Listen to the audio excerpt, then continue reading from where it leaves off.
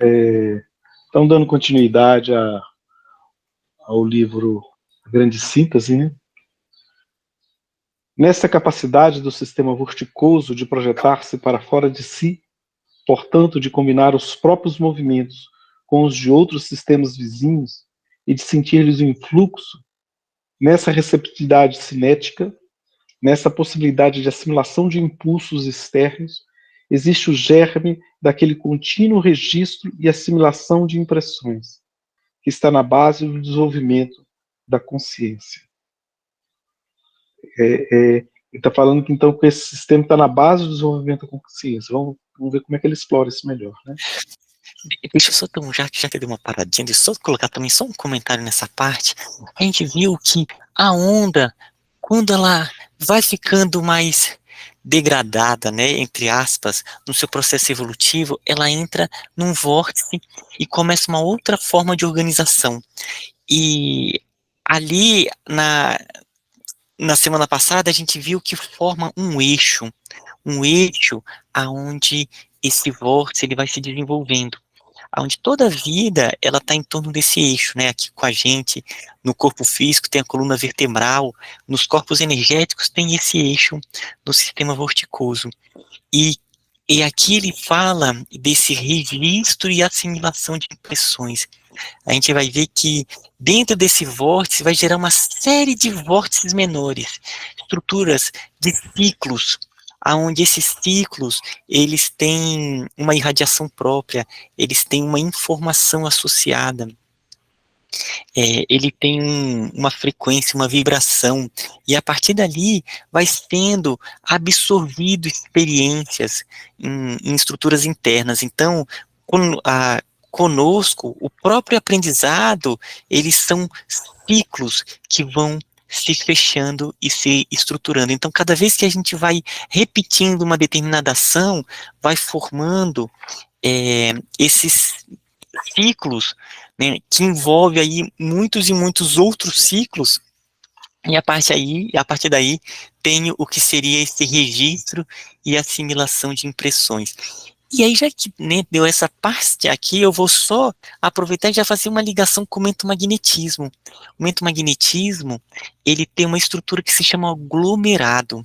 O aglomerado, ele diz que não é um campo mental, como o campo consciência alerta, né, que a gente já estudou, como a memória arquetípica instintiva, né, tem essas áreas, a memória arquetípica da razão, que são áreas específicas. O que ele chama do aglomerado é esse conjunto de predisposições que conecta tudo, né, o Tavinho, ele gosta de chamar assim, como se fosse no aquário, a água, que envolve todo o campo mental. Então, é uma predisposição de conexões. E tudo isso está nessa estrutura que vai formando ciclos estáveis, sabe? Então, já é só essa ideia aqui, que ele falou desse registro e assimilação de impressões. Isso.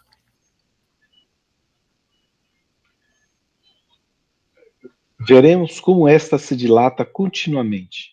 Aquilo que desce ao âmago do eu, e aí se fica em automatismos, que mais tarde serão os instintos. É apenas o impulso de uma força que se fixa, absorvida nos equilíbrios do sistema cinético dinâmico, do vórtice vital. É interessante, né? Primeiro passa a ser uma coisa automática, do automático vira instinto, e só do instinto é que vai surgir, então, a questão de você ter consciência de si mesmo e você começar a racionalizar as coisas, né? E depois fazer a parte intuitiva, né? Este é instável, imutável, mas para que tenha uma ação constante, ele penetra e se fixa também nesta instabilidade, que não é caos, mas apenas um equilíbrio mais complexo, resultante de miríades de equilíbrios menores. Às vezes aquilo que parece ser bagunçado, né, ele está em equilíbrio mais complexo, que quando a gente não tem uma percepção clara, ele parece que está caótico, né? Mas se você for uma lupa, você vê que existe uma ordem por detrás ali, né? Só que quando a gente são muitos, né? E são, como você disse aí, né, Ismael, vários pequenos vórtices que quando você olha e fala assim, mas que bagunça é essa? Não, não, não tem bagunça, né? Aquilo ali tem uma ordem intrínseca por detrás, né? É isso, pelo menos foi isso que eu consegui captar aqui, né? Tudo dentro do caos sempre tem uma ordem estabelecida, né? Que para a gente é caos justamente porque a gente não entende como funciona essa ordem, né? Aí que poderia estar o grande perigo de, na nossa ignorância, tentar interferir em coisas que a gente acha que precisam ser modificadas ou mexidas e bagunçar essa ordem. A gente cria, na verdade, um verdadeiro caos porque interferiu numa coisa que estava funcionando como deveria ser e a gente não entendia apenas. Nossa, é interessante. Ela é muito ampla, né? Muito ampla, porque pode acontecer isso, e pode ser que esteja dentro do caos mesmo esse processo. São tantas as possibilidades, mas sim, com certeza, dependendo da situação, acontece, né? Quando na vida, acho que esse que vai sendo o aprendizado. O ponto que eu vejo nisso é que sempre há o aspecto da lei no seu aspecto do aprendizado. Tem a lei no aspecto do aprendizado. Então, nesse caminho, a lei também vai se aproveitar para acabar ensinando, né, cada um desses princípios conscienciais nesse caminho evolutivo. Mas eu acho que isso o tempo todo está acontecendo. Não, porque, assim, na minha compreensão, né, começo a entender, né, que, na verdade, o aprendizado está em a gente começar a perceber o que é bagunça de fato, o que é bagunça só aos nossos olhos, né? Isso é igual quando você está... A gente é como se fosse uma gota no rio que está descendo o rio. Só que de vez em quando você bate numa pedra e volta. E às vezes, dependendo, volta muito. Você entra num vórtice do rio, vai sair em outro canto, mas o rio vai chegar no mar, né? Só que como a gente tem uma percepção muito pequenininha, né, aparentemente a gente bagunçou tanto, né? Bagunçou tanto que, pô, eu tô andando para trás no rio, né? Só que a gente não tem a percepção do todo, né? Eu gostei muito dessa observação sua e da comparação com a gota d'água. O Silvio, na minha opinião, a gente é tão pequenininho, tão ínfimo, que o que a gente enxerga como caos faz parte do equilíbrio, e esse nosso movimento faz parte da construção desse infinito. Esse caos, e tudo é ilusão. E esse rio vai fluir, independente da nossa vontade de mexer aqui ou colar. O rio vai fluir. A nossa existência. Agora, toda ação gera uma reação, né? É lógico.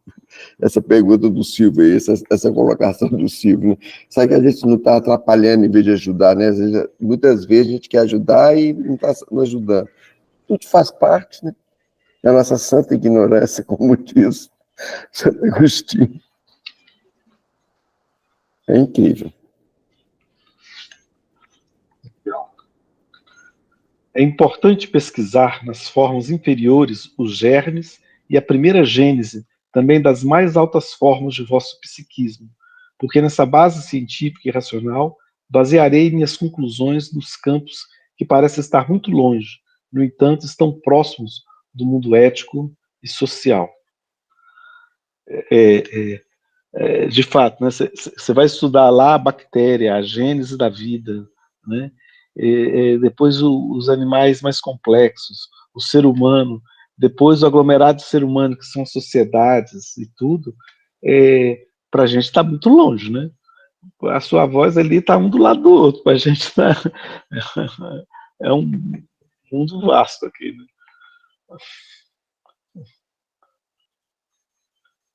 Vede que a íntima elaboração evolutiva ou descentralização do princípio cinético da substância ou manifestação da divindade desenvolve-se de uma simples trajetória dinâmica, dirigida de um polo positivo a um polo negativo.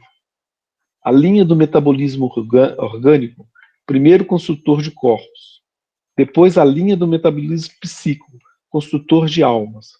Nessa fusão de extremos, sentis a verdade de meu monismo. Isso eu estou lendo aqui para captar aqui a ideia dele aqui, né? Eu vou só ler de novo só para eu pegar melhor. Vede que a íntima elaboração evolutiva ou descentralização do princípio cinético da substância, ou manifestação da divindade, desenvolve-se de uma simples trajetória dinâmica, dirigida de um polo positivo a um polo negativo. A linha do metabolismo orgânico, primeiro construtor de corpos, depois a linha do metabolismo psíquico, construtor de almas. Nessa fusão de extremos, sentis a verdade de meu monismo. É interessante, ele está...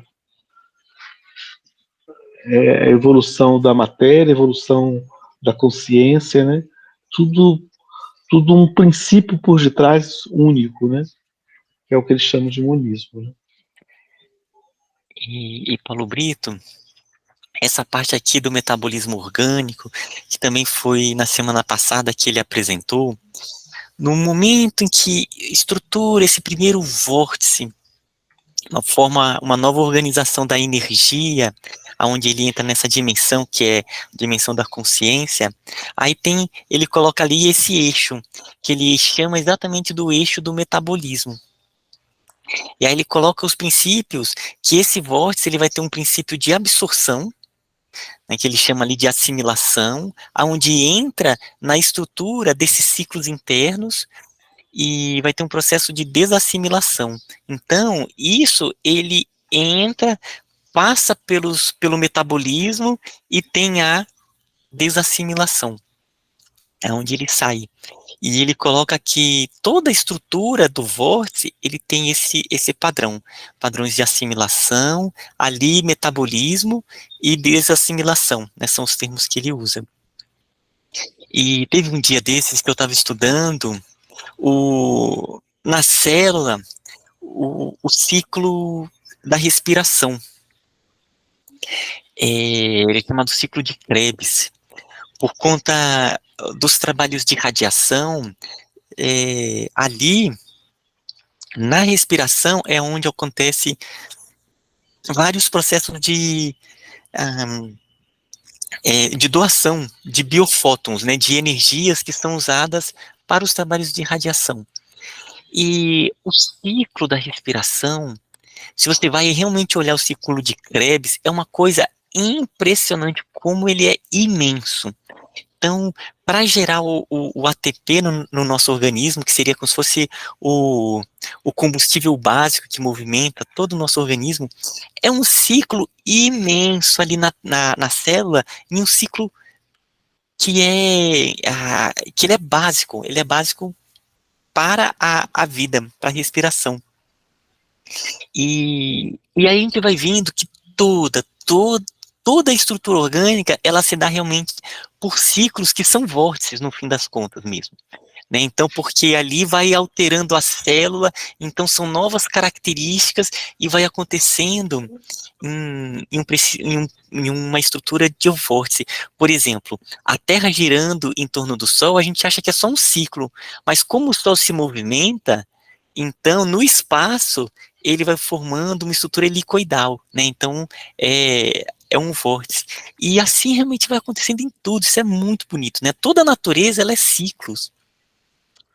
E que no fim das contas são vórtices, porque ela está se movimentando, ela está tendo todo um dinamismo. Eu super me emociono quando fico pensando nessas coisas, sabe? E você tocou num ponto que é bem legal, né? Que serve para a gente usar como analogia, né, daquele processo respiratório da gente na irradiação. O ciclo de Krebs é uma das partes, né, digamos assim, da respiração, do metabolismo da célula, né? E ele é fundamental. Sem ele, a célula não funciona, na verdade, não existe, se ele não for executado. E ele é basicamente, né, a gente pode dizer, né, um elemento da respiração celular, que faz todo o metabolismo, gera toda a energia, que faz, como você disse, a célula estar e permanecer viva e cumprir sua função. E essa analogia a gente pode levar justamente para a nossa respiração, para executar as tarefas que o nosso corpo tem que fazer. Começando do microcosmo, lá da célula, para o nosso macrocosmo, que seria o nosso ser, o nosso corpo inteiro. E daí a gente realizar as tarefas num nível muito mais transcendental, pensando nesse aspecto, começar lá de baixo até a nossa essência, que até realmente chegar na nossa essência espiritual, quanto que essa manipulação energética pode produzir. É lindo. Me lembrou também, não sei se você lembra, Ismael, aqueles slides que tem naquele IBIS. Muito bons. Né, que ele fala sobre os chakras, né, e mostrando vários vórtices, e que quando ele dá um zoom no corpo todo, são pequenos vórtices, todos conectados, formando um grande vórtice que é o ser humano. Né? Eu tenho, Paulo Brito, eu vou... Ali foi um dos locais, quando eu estava iniciando os trabalhos de radiação, lá em 2018, 2019, buscando informações, eu me inspirei profundamente em Eurípides Bassanufo e na metodologia de correntes magnéticas dele.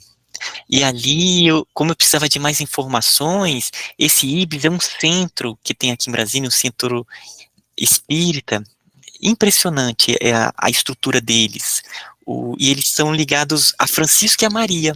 É um centro baseado nesses dois espíritos. E eu fui lá e fiz o curso. Eu já estava fazendo as minhas irradiações individuais, e o grupo Irradiação de Amor estava começando, ali eu já estava procurando pessoas para participar desse grupo. E aí eu fiz lá o curso de correntes magnéticas, e aí aprendi a metodologia, aí foi quando apareceu a Mariana, a Neuza, e a Lili, a gente começou o grupo. Então eu tenho uma ligação muito, muito forte lá com o IBIS, um carinho imenso com eles, porque aí eu comecei a usar as metodologias do Eurípides para os trabalhos de radiação, né? Que aí foi vindo e surgiu aqui esse trabalho. Legal. Que é a semente do mentomagnetismo, né? É impressionante como que o Eurípides Bassanufo, ele estava trabalhando profundamente com o mentomagnetismo. É impressionante. E é a base mesmo, é a base. Se eu for olhar os dois, são tão parecidos, embora o mentomagnetismo tenha muito mais conteúdo mesmo do que o dos trabalhos do Eurípides. Tem 100 anos aí à frente, né? Então...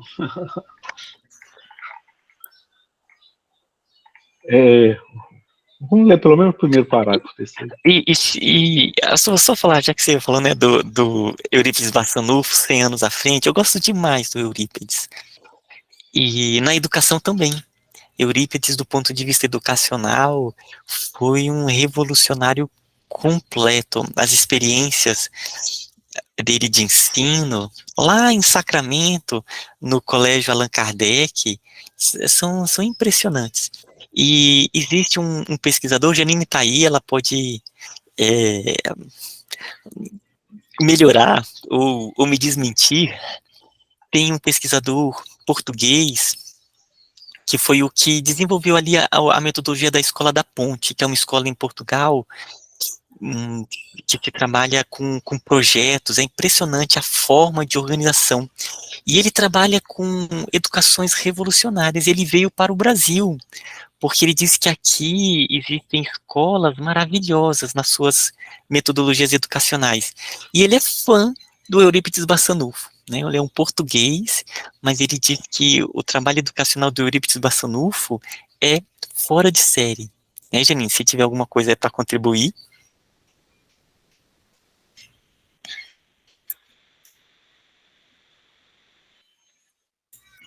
Então, Oi, isso mesmo, ia ser uma coisa que eu acho que é interessante, levando em conta até essa esfera energética do Brasil na área da educação, é porque o Pacheco, né, que é esse educador da Escola da Ponte, que criou essa escola revolucionária, ele disse que o Brasil jamais deveria buscar tecnologias externas para a educação.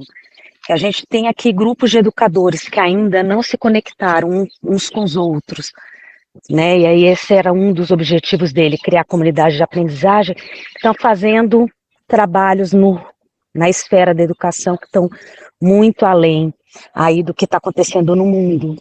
E o Barçanufo, para ele, era sempre uma referência. Lembrando que Pacheco é uma referência mundial na área da educação, né? E ele veio para o Brasil porque ele diz que o Brasil não tem que exportar nada, que a gente tem que explorar o que já existe aqui. Só uma coisa assim, antes de terminar, eu achei muito interessante essa história da acomodação, da equilibração, quando há aí o caos. É o mesmo princípio da teoria de Piaget na aprendizagem. Então, a gente constrói um esquema. Quando a gente vai ampliar esse esquema, a gente desestrutura esse esquema anterior, causa um processo ali, né, de desequilibração, para que ali a gente adote um esquema mais amplo. Então, que não há aprendizagem sem o processo de desequilíbrio do esquema anterior. Então, assim, eu fico vendo, né, trazer, eu acho, eu estava até pensando, na hora que terminei, falar para o Ismael, eu vou te dar um pedacinho de um livro do Piaget, em que traz exatamente esse esquema, que é o esquema de aprendizagem, né, porque Piaget era voltado para a educação, mas o esquema de aprendizagem que está dentro desse princípio.